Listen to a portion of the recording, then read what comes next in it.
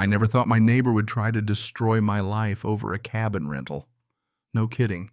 That's the honest truth, but that's exactly what happened the day my HOA president, Karen, well, let's call her Linda for legal reasons, showed up on my doorstep and tried to strong-arm me into letting her cousin stay in my guest cabin.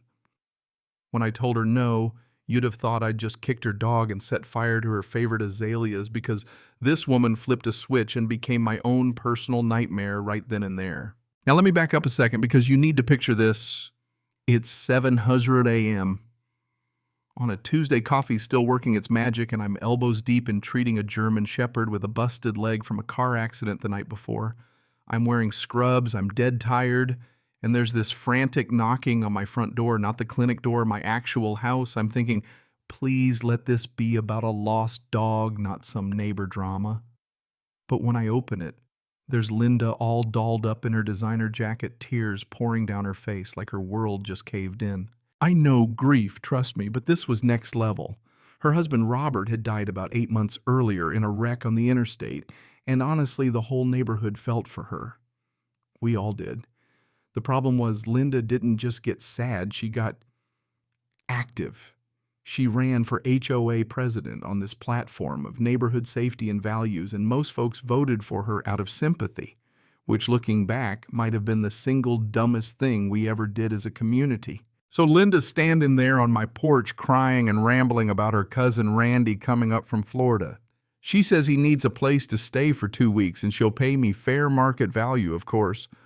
Oh, and by the way, having Randy around would help her heal. She says Randy was Robert's favorite cousin. Having him here would feel like having a piece of Robert back with me. I mean, what do you say to that? You feel for her, right? But here's the thing. My military instincts started whispering that something was off, and I should have listened harder. Linda starts talking about my cabin like she knew who came and went, what cars were there on which days. She even whipped out a notebook and started rattling off license plate numbers. Blue sedan with Colorado plates on Tuesdays and Fridays. Black SUV always parks facing the street. White van comes. Wednesdays, you get the picture. This woman had been surveilling my property like she was getting paid by the hour. Then came the kicker. She says Randy specifically asked about my cabin when she showed him pictures of the neighborhood. He needed privacy for his projects. The way she said projects made my skin crawl.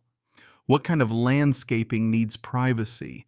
And since when do you need to study a guest cabin for that? Here's the twist. Linda had no idea that my cabin wasn't just a rental. That place which my granddad built back in '65, before the HOA was even a thing, had been leased to the FBI for the last 6 months as a witness protection safe house. I was one of maybe 5 people in the world who knew who was inside that cabin, and believe me, it wasn't anyone you wanted to accidentally piss off. Right in the middle of Linda's pitch, my encrypted phone starts buzzing Agent Wells, letting me know there's increased chatter about our safe house. I make up some excuse, step away, try to keep my heart from pounding out of my chest. And when I come back, Linda's drilling me for details. You do government work, Daniel, she asks like she's a cop on Law and Order. I dodged just some federal veterinary contracts, nothing interesting, but I can see her gears turning. You ever have a conversation where the other person's been rehearsing for weeks? That was Linda. She had charts, she had patterns, she had freaking diagrams. When I told her as politely as I could that I couldn't rent out the cabin, the tears stopped cold. She straightened up and said, well, maybe the HOA should look into what kinds of activities are appropriate for residential neighborhoods.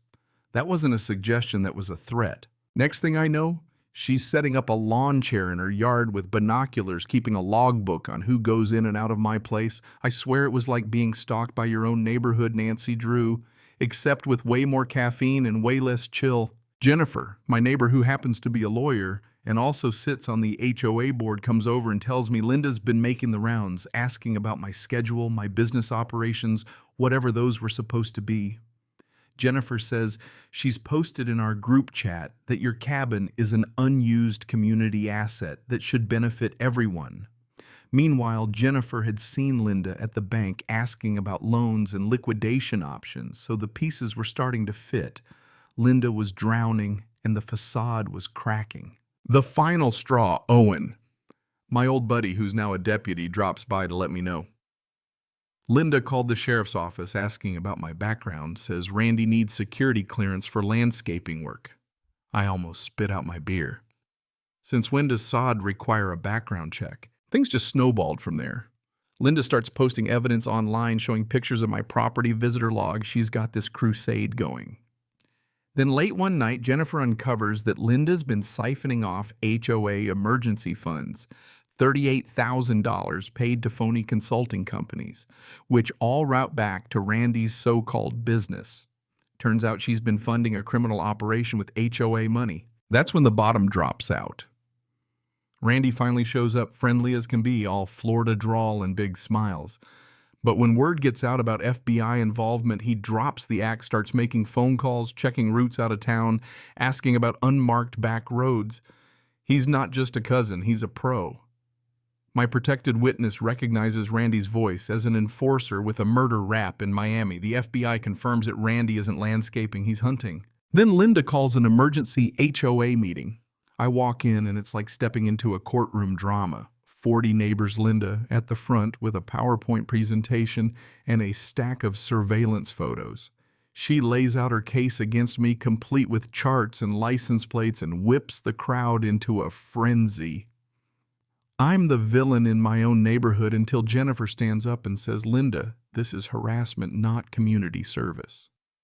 The room is divided, but then Linda goes live on social media ranting about illegal activity and protecting Pine Ridge. Right then, Agent Wells bursts through the door, flashes her badge, and shuts it all down.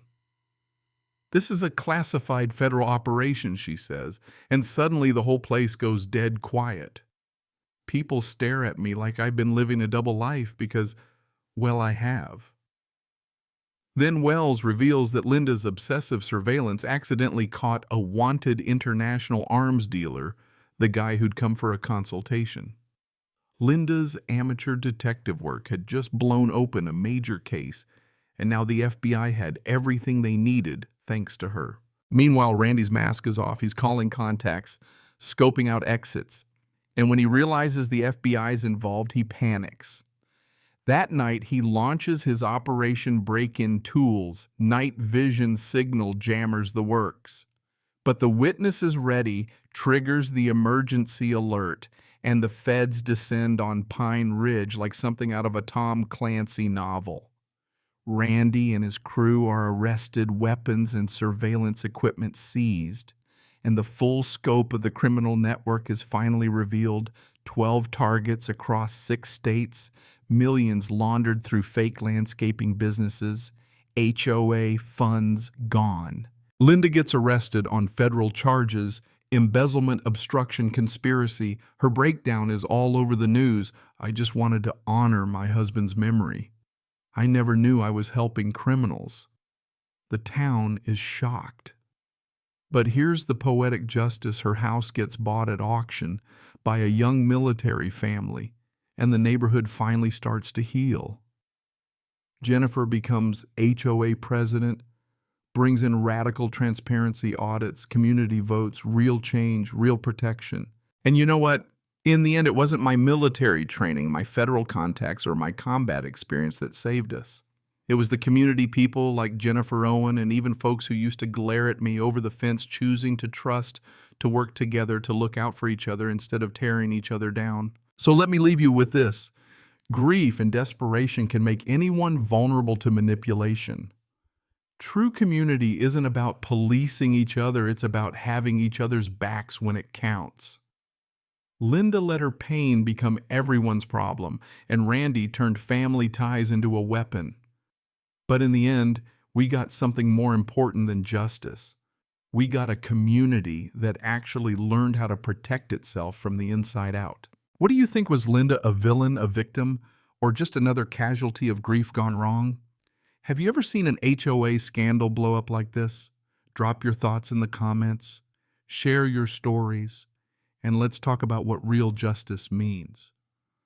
And hey, if you want to hear more wild stories, hit that like button, subscribe, and stick around, because if Pine Ridge taught me anything, it's that you never know what's going on in the cabin next door.